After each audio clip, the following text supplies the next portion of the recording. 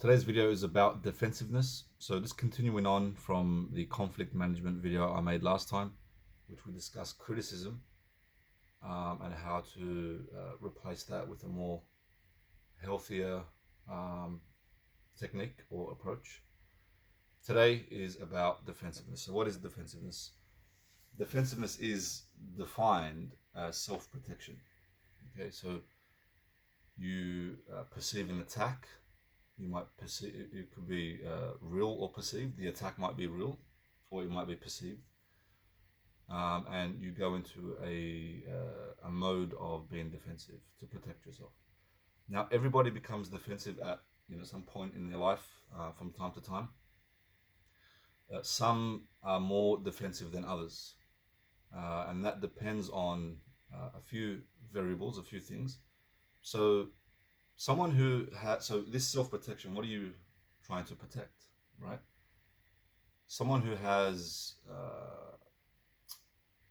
a weak or a fragile sense of self, or a fragile ego, and a lot of insecurities, then their defensiveness will be more higher, and will be more extreme.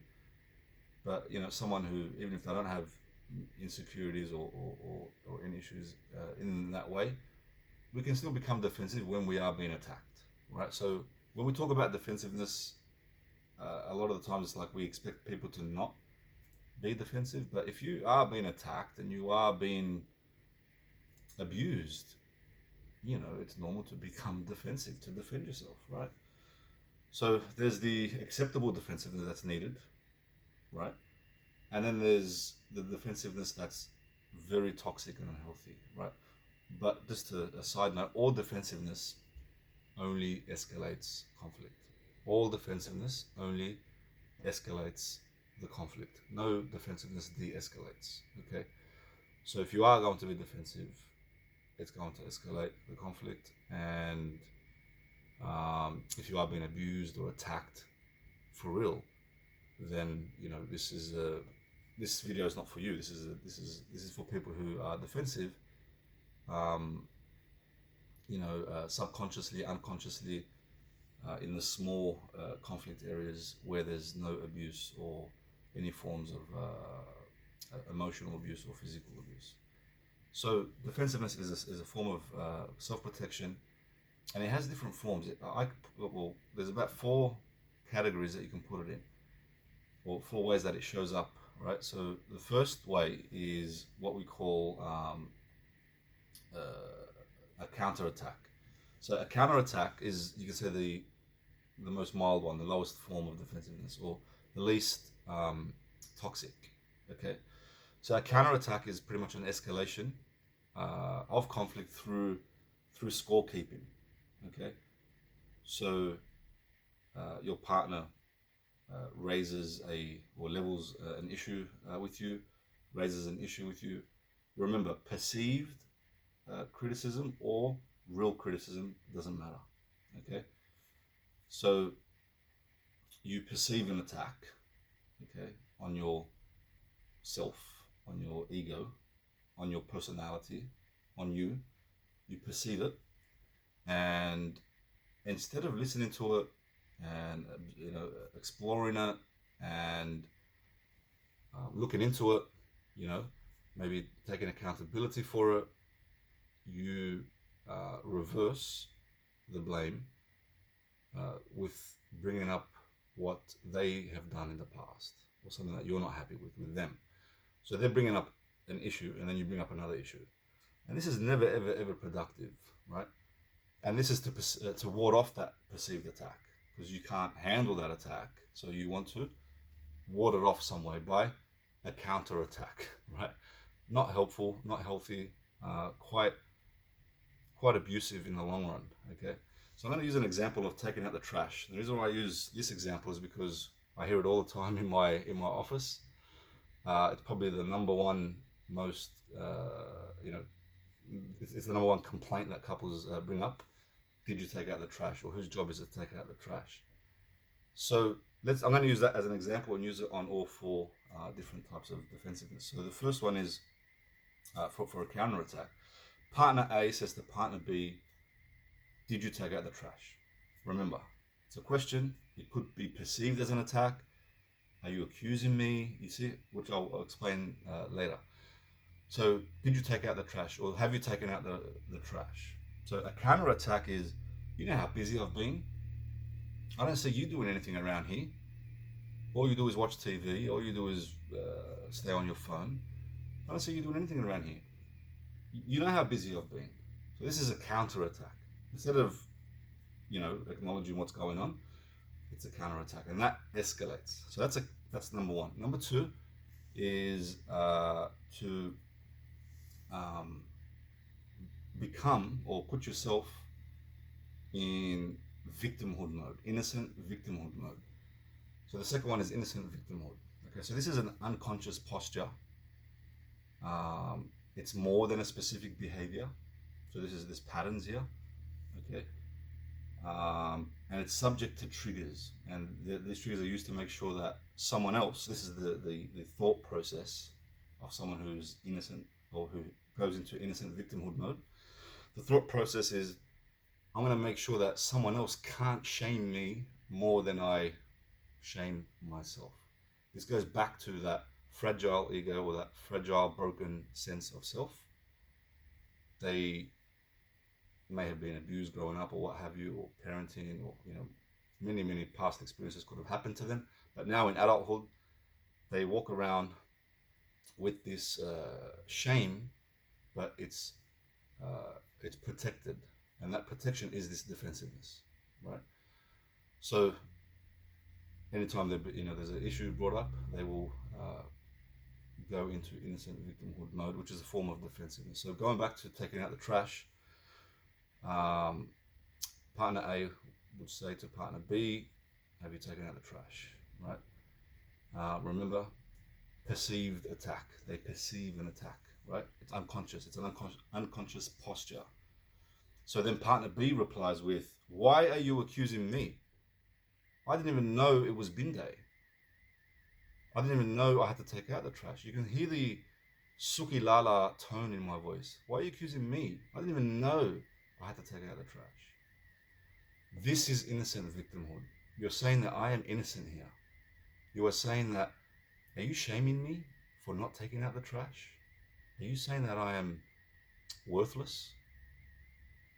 Is that what you're saying? Because that's what I believe, and that's what I perceive. Did you find out that I'm worthless, or walk around with this shame, and you're trying to bring that out? You're trying to put it on me? That's innocent victimhood. There's a lot of insecurities here when someone goes into innocent victimhood mode. And again, it could be a perceived attack. It could also be a real attack, right? But either way, it escalates the conflict. No one is going to leave feeling happy after this, right? So you start off with one problem, did you take out the trash, and you end up with talking about many other problems, which the problem then doesn't get resolved.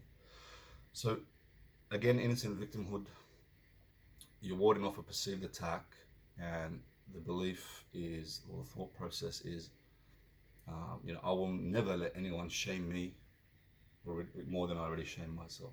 So any perceived attack that pokes them, they will react in a very defensive way. That's innocent victimhood. Number three is what we call righteous indignation. This is similar to passive aggressiveness. So this is a truly unconscious and impulsive posture. It is very impulsive, this one. The impulse with righteous indignation is to immediately refute and rebuttal everything, right? Anything that comes your way, and this is like, the third most toxic one or unhelpful one. Anything that comes your way, it's the impulse is to immediately refute. So I give the example of a batsman, someone who plays baseball, and he's a batsman, and they're walking around with this baseball bat on their shoulder, and anything that comes their way from their spouse, it's automatically whacked back at them. Anything. It could be so small, so minute, so unimportant. Doesn't matter what it is, that baseball bat is there and they are ready to whack. All right, whack whatever you're bringing to them, a ball, and just to whack it back for a 6. Anything that comes their way, they're just whacking, whacking, whacking, whacking. Life, living, with someone like this is really, it's really dead. Like, it's really painful. You're living with someone where anything you bring to them it's like there's a force field or shield around them, and whatever you talk or bring up, it bounces off their shield back onto you and knocks you out, And over time, it just becomes, very lonely, very, emotionally disconnected. So this righteous indignation is a passive-aggressive response. Using the trash example, partner A says to partner B, have you taken out the trash?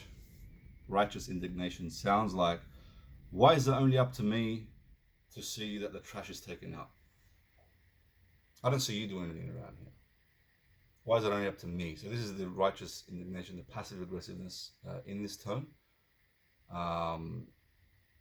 It comes, across as in a defensive way. And when asked about it, they might say, "Oh well, I didn't mean it," or I wasn't being aggressive. So it's trying to ward off that perceived attack here as well. Why is it only up to me to take out the trash? Okay. The next one, number 4, is the one and only, drum roll, gaslighting. This is the worst form of defensiveness, in my opinion. What is gaslighting? I don't want to make this into a gaslighting video, but gaslighting is pretty much when the goal of gaslighting, okay, is to have the receiving person doubt reality, doubt their perception. And for the person doing the gaslighting, okay, their goal is to avoid accountability, while slowly causing you to foster an emotional dependence on them, that they are always right? And if you go back to the meaning of gaslighting and where it came from, you would know. I don't want to get into that now. So it creates an intense confusion within the gaslighted, the person being gaslighted, and it actually chips away at the person's memory and the ability to trust their own self. The gaslighted, it actually chips away at their ability to start trusting themselves, so that they sort of submit. And this is after years and years of gaslighting, they may submit and just believe what the gaslighter is saying. And the aim is to have control over the mind of the gaslighted, so that they can get away with not taking responsibility, get away with maybe lies as well. This is really the worst type of gaslighting. Living with a gaslighter is really suffocating. It's it's like hell on earth. They're very, very, very, very, it's very unconscious, and it's very impulsive. So anything that you bring, just like the batsman in the other one, this is even worse. So you can bring up anything, and everything will be chucked back at you or denied. Like, you shouldn't feel that way. You're so dramatic. You're too sensitive, or I was just joking. Or that didn't really happen. I didn't say that. Or they might even say something happened and it didn't happen. Don't you remember 5 years ago when we went to this place and that person's thinking, I don't remember that. Yeah, we went there. So they created now a memory for the person. And then the person's thinking, damn, maybe I am losing my mind. Maybe I do have amnesia, And what's funny though with gaslighters is that they don't remember anything, right? I don't remember that. I remember this. I didn't say that. I'm not sure. I'm not too sure. But, and this is something to pay attention to, when they accuse, the amnesia is suddenly gone. Now they've got the best memory. No, I'm 100% sure this happened. But Did you do this? I'm not sure. I can't remember. I must have forgot. SubhanAllah, no amnesia when they want to accuse. So that's the worst one, right? Living with a gaslighter is really, you are being abused, really. It's emotional abuse, and it's torture, it's pain. You know, it's really, really, really suffering in a subtle way, right? So if you are in a relationship with someone like that, keep conversations simple, and don't get caught up in that web. Anyway, going back to the non-abusive forms of defensiveness, I mean, they all are types of abuse, but different ranges. So if you're defensive, what to do to overcome this?